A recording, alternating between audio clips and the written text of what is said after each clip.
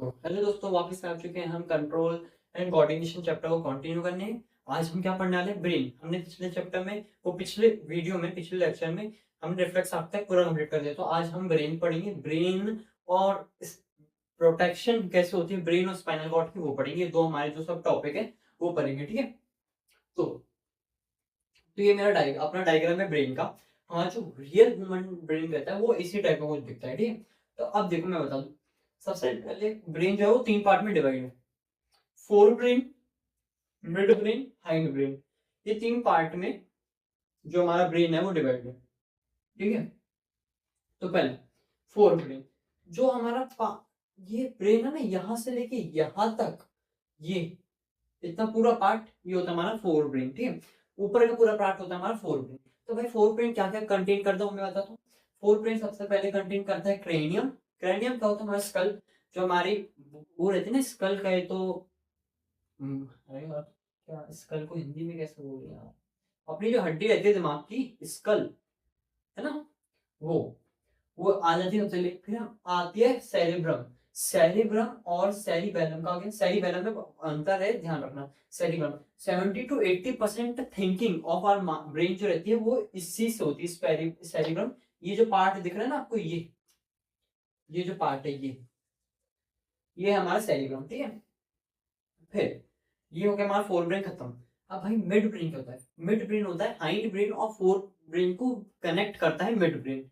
Mid brain आ गया यहाँ पे, ये आ गया हमारा मिड ब्रेन, ठीक है।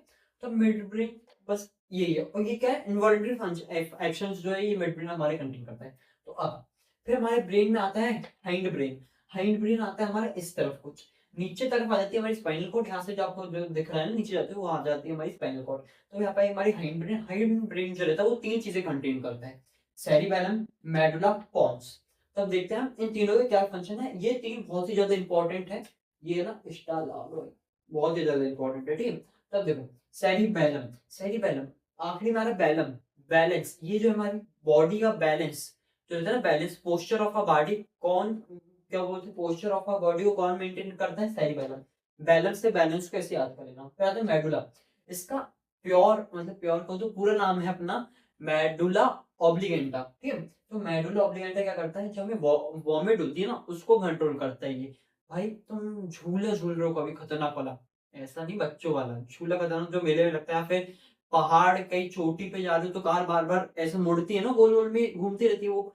हाँ, तो भाई जब आपको उल्टे का फॉर्म होता है तो ये मेडुला की वजह से ही होता है। फिर आता है हमारा कॉन्स, वो एक इन्वॉल्यूटरी फंक्शन ही करता है, इसका कुछ ज्यादा वो नहीं है। इन दो का मैं वो सेरिबेलम और मेडुला का बहुत ज्यादा इंपॉर्टेंट है, ठीक है। फिर हमारा इधर आ जाता है हाइंड ब्रेन, मिड ब्रेन और वो फोर ब्रेन खत्म। हमारे ब्रेन में दो और चीज होती है, एक होता है हाइपोथैलेमस और एक होता है पिट्यूटरी ग्लैंड। तो अब देखो हाइपोथैलेमस क्या होता है? ये हमारी हंगर को कंट्रोल करता है, हमें भूख जो लगती है ना, वो हमारी हंगर को कंट्रोल करता है हाइपोथैलेमस। वो इस तरह होता है, ये बीच के इसमें, ये आपको बीच का दिख रहा है ना, उसमें, ठीक है, ये वाला पार्ट, ठीक है। और फिर हमारा पिट्यूटरी ग्लैंड, पिट्यूटरी ग्लैंड होता है कि ये, ठीक है। इसको मास्टर ग्लैंड भी कहते हैं। मास्टर ग्लैंड क्यों कहते हैं? ये ग्रोथ ऑफ आवर बॉडी, जो ग्रोथ होती है हमारी बॉडी की, वो पिट्यूटरी ग्लैंड कंट्रोल करता है, ठीक है। इसकी वजह से हमारी ग्रोथ जो रहती है, पुबर्टी हिट होती है, वो पिट्यूटरी ग्लैंड की वजह से होती है, ठीक है। तो भाई ये मेरे को यहाँ तक लगता है हो सकता है लेबल करने को आ जाए, क्योंकि थोड़ा कॉम्प्लिकेटेड डायग्राम है, तो इसलिए मेरे को नहीं लगता कि डायग्राम ड्रॉ करने को है, पर हो सकता है लेबल करने को आ जाए। तो इसके फंक्शंस कि फोर ब्रेन का क्या फंक्शन है, मिड ब्रेन का क्या फंक्शन है और हाइंड ब्रेन का क्या फंक्शन है, मैंने आज जो समझाया है वही आप लिख दोगे तो आपका आराम से समझ में जाएगी, ठीक है। तो ये अच्छे से समझ लेना, रट्टा मारने की कोशिश मत करना, समझ वाले बहुत ईजी है, आता है तो मैं सच कह रहा हूँ, अच्छे से समझोगे तो ईजी पड़ेगी। तो हमारी ये खत्म हुआ।